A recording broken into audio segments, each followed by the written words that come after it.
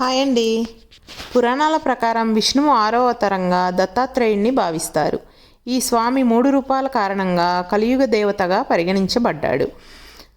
ప్రతి సంవత్సరం మార్గశిర మాసంలో శుక్లపక్షంలో వచ్చే పౌర్ణమి రోజున దత్తాత్రేయుని జన్మదినోత్సవాన్ని జరుపుకుంటారు. పురాణాల ప్రకారం ఈ దేవుడిని ముక్కోటి దేవతల అవతారంగా భావిస్తాం. ఈయనకు 6 చేతులు, 3 తలలు, శంఖం, చక్రం, త్రిశూల ఆయుధాలు, తన వెంట 4 శునకాలు, గోమాత కూడా ఉంటాయి. ఇలా 3 రూపాల కారణంగా దత్తాత్రేయుణ్ణి కలియుగ ప్రత్యక్ష దైవంగా పరిగణిస్తారు.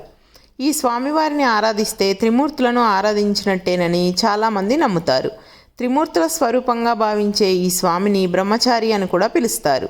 ఈ సందర్భంగా దత్తాత్రేయుడు ఎవరు, ఎలా జన్మించాడు, జన్మదినాన్ని దత్తాత్రేయ జయంతిగా ఎందుకు జరుపుకుంటారనే ఆసక్తికరమైన విషయాలను రేపు తెలుసుకుందాం.